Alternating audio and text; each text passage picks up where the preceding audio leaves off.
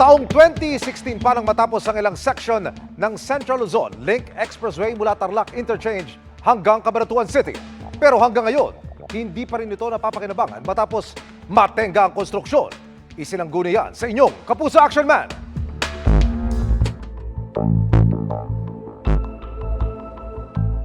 May habang 30 kilometers mula Tarlac Interchange hanggang Cabanatuan City na nagkakahalaga ng mahigit 11 billion pesos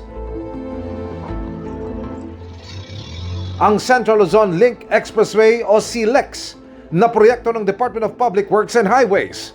Tatlong seksyon na ng proyekto ang natapos mula 2016. Malaking tulong po kung ito ay mabubuksan. Pero ang problema, mahigit isang taon nang naantala ang paggawa sa proyekto. November 29 po, 2022, nung itayo itong barikada at hindi po nakakapasok ang mga construction equipment para tapusin ang nasabing proyekto. Ang mga lupa po yan, galing dito sa mga farms na nasagasaan ng CLEX. Ayon sa mga magsasakang nagtambak ng lupa, Kami po na may mababang loob na nagparaya na gawin muna nila yung kalsada habang hinihintay namin yung bayad. Kaya lang siya, napakatagal. Sinabi naman po namin sa kanila na kung kami mababayaran ng gusto, tatanggalin po namin karakaraka yung barikada. Namin magkaroon sila ng kasunduan at pag-usapan ang tamang proseso para tuluyan ng matapos ang proyekto. para malinawan hinggil sa issue, dumulog ang inyong Kapuso Action Man sa DPWH. Ayon kay Director Benjamin Bautista ng Road Management Section ng DPWH Central Office, 97.4% nang natapos ang CLEX. Nasuspindi lang umano ang konstruksyon dahil sa right-of-way issue. Kulang daw kasi ang mga naipasang dokumento ng mga claimant o may-ari ng lupa at napagkasunduan sa kanilang pag-uusap na maghahain na ang ahensya ng expropriation complaint sa Regional Trial Court na siyang may jurisdiksyon sa mga apektadong lupa. Sa ganitong paraan, ang korte na magtatakda kung magkano ang dapat ibayad sa mga claimant. Sang-ayon naman dito ang mga apektadong may-ari ng lupa. Ang naging resulta po ng aming huling pag-uusap ay aabot na po kami sa expropriation. Nakipag-ugnay na rin ang DPWH sa Office of the Solicitor General kung paano mababayaran ng mga claimant. Nangangako rin sila na maaalis na ang tambak na lupa sa loob ng 4 na buwan para tuluyan ng matapos ang proyekto. Tututukan namin ang pangakong yan ng DPWH. Para sa inyong mga sumbong, ipadala nyo lamang sa Kapuso Action Man Facebook page. Dahil sa anumang reklamo, pang-abuso, katiwalian, tiyak may katapat na aksyon sa inyong Kapuso Action Man. Nilagdaan na sa Malacanang ang kasunduan para sa pagsasaayos at modernization ng NAIA. Pero hindi lang airport ang magbabago, kundi pati biyahe ng mga pasaherong pupunta rito. Yan ang sanib puwersang tinutukan ni na Joseph Morong at Ivan Mayrina.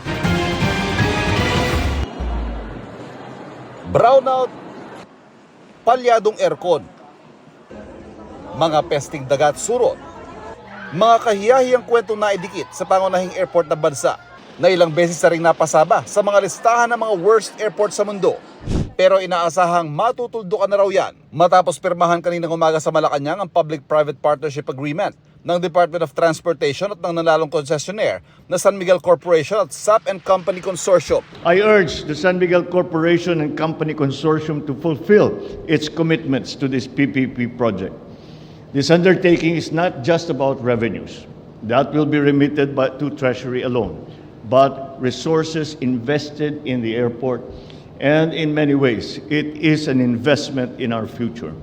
Within 6 months from September 2024, we aim to elevate your airport experience. The government is expected to generate 900 billion pesos in revenues from this deal over the 15-year concession period extendable by another 10 years.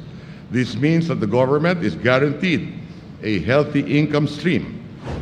Nakuha ng San Miguel ang kontrata matapos ito mag-offer ng 82% na revenue share sa gobyerno. Sa ilalim ng kasunduan ng pribadong concessionaire na ang magpapatakbo ng NAIA na bubuhusan ng mahigit 170 billion pesos para sa rehabilitasyon at modernisasyon. Uunahin daw ng consortium pag-take over nila ang pagkukumpuni ng mga electrical system, generator, air conditioning at pasilidad ng airport. Sa Setyembre ngayong taon, magte-take over ang consortium sa operasyon ng Ninoy Aquino International Airport at ayon sa consortium, hindi na kailangang palitan ang pangalan ng airport.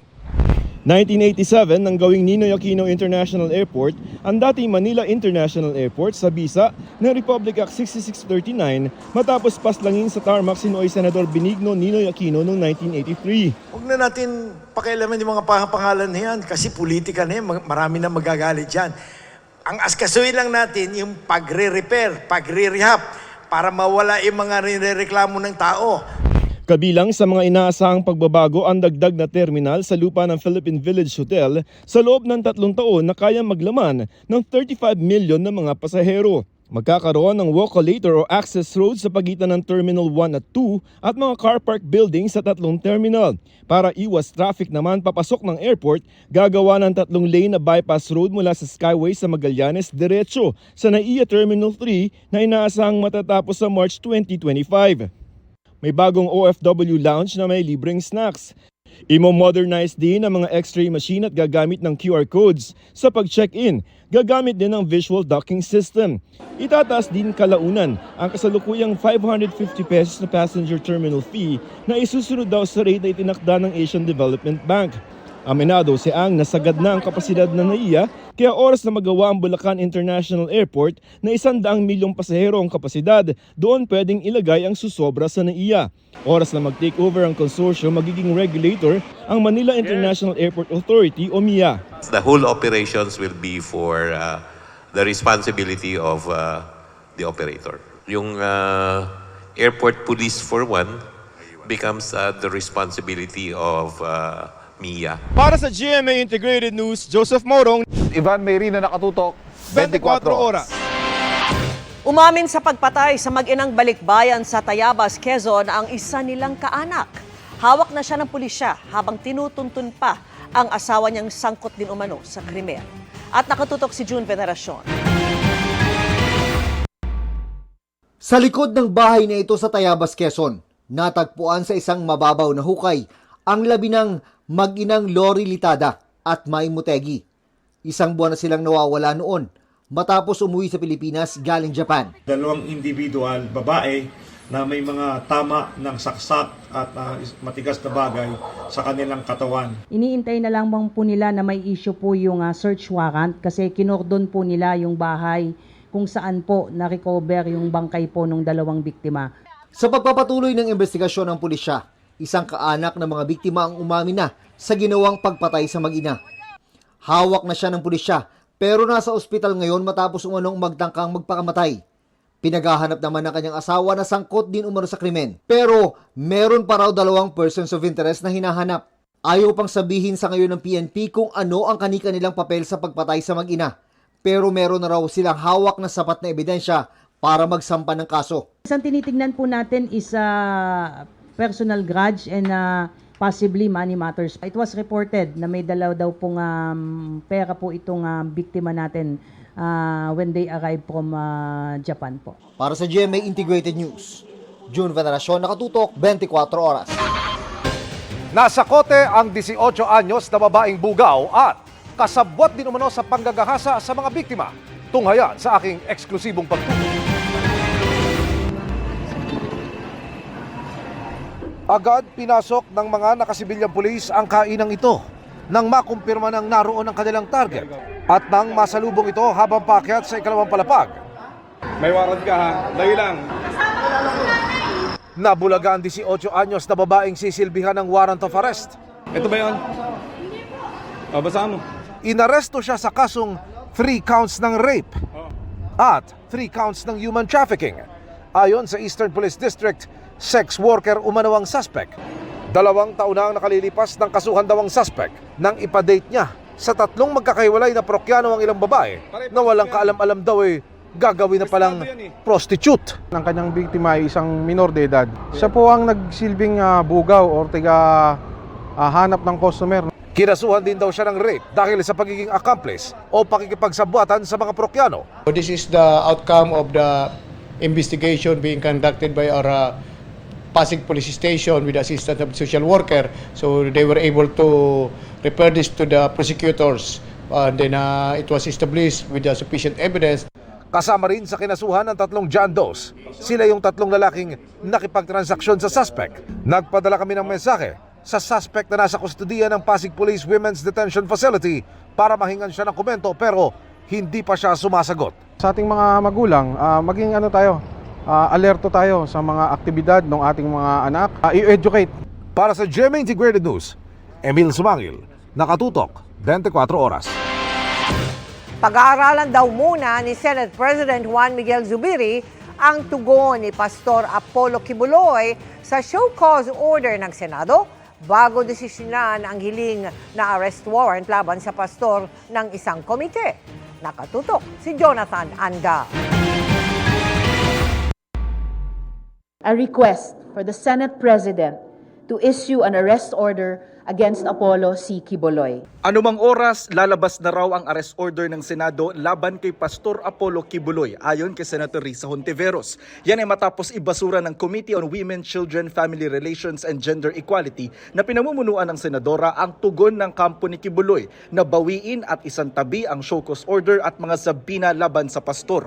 Pero sabi ni Senate President Juan Miguel Zubiri, ire-review pa niya ang tugon ng kampo ni Kibuloy sa show cause order pati ang tugon ni Senadora Hontiveros. May isa pang pagdinig ang komite sakaling may masabi umano ang mga haharap na testigo na may kaugnayan sa pera ni Kibuloy. Pag-aaralan naman daw kung ipapatawag si dating Pangulong Rodrigo Duterte na administrador ng Kingdom of Jesus Christ. Dito naman sa Kamara, pinadadampot na rin si Kibuloy pero wala pang inilalabas na detention order. Ang tanong ngayon, sakaling sabay na maglabas ng detention order ang Kamara at Senado, saan ikukulong si Kibuloy?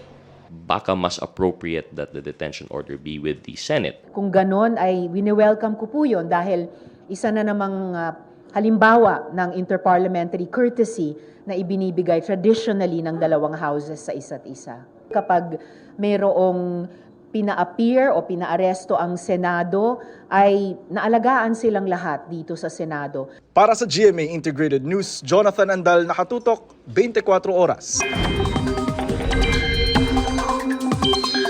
Mga kapuso, ramdam nyo ba ang maalinsangang panahon? Humina kasi ulit ang amihan at hindi nakakaapekto sa bansa.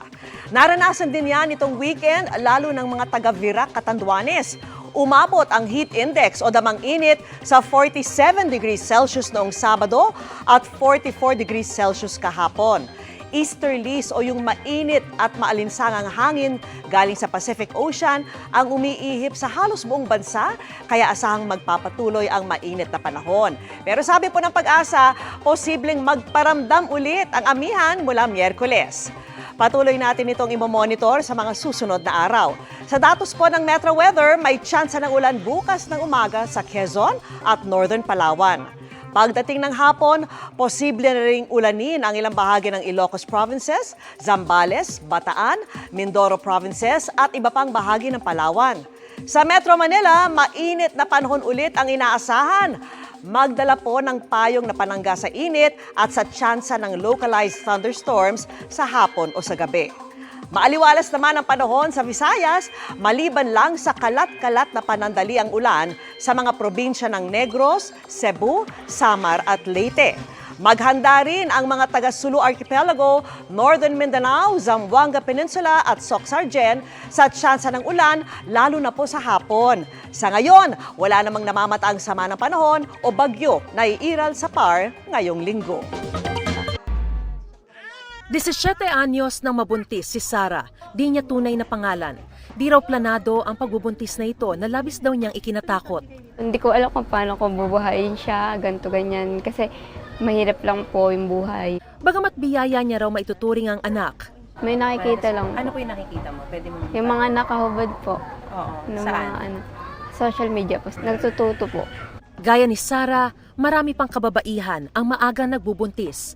Ayon sa Commission on Population and Development, tumaas na 10% ang mga babaeng nanganak ng edad 10 hanggang 19 anyos. Mula sa 136,302 noong 2021 sa 150,138 nitong 2022. Noong tanggalin na raw ang COVID restrictions at nakalabas ng muli ang mga kabataan. nakaka-alarma yung pag-rise from 2021 to 2022 kasi these are children. Isa sa mga matataas na maternal deaths are from the young ones. Education can be affected. Yung employment opportunities mo in the future, affected din. Ang Department of Health, ikinababahala rin ang epekto nito sa mga batang ina. Developmentally, hindi pa kaya ng katawan nila, hindi pa handa ang matres. At kung mabuo man ang bata ay napaka-high risk ng pregnancy dahil talagang hindi pa kaya ng katawan yung pag-ire, yung ability ng katawan ng kababaihan na magdala ng bata sa sinapupunan. Base pa sa World Bank data kamakailan, mayroong higit sa 48 nanganganak sa kada 1,000 babae edad 15 hanggang 19 anyos kada taon sa Pilipinas. Mas mataas kaysa sa average adolescent birth rate na 44 sa buong mundo at 33.5 sa buong ASEAN region. Sa ASEAN, pangalawa ang Pilipinas sa may pinakamataas na birth rate kada taon noong 2021.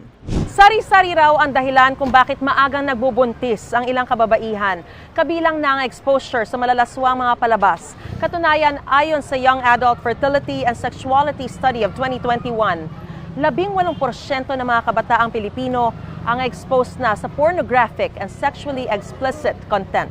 Busy ang ating mga parents. At the same time, the parents are not comfortable to talk about sexuality with their children. So, kailangan talaga i-prepare ang mga parents na should be the first sexuality educator of your children. Values within the family, parental guidance, peer pressure, your ability to say no.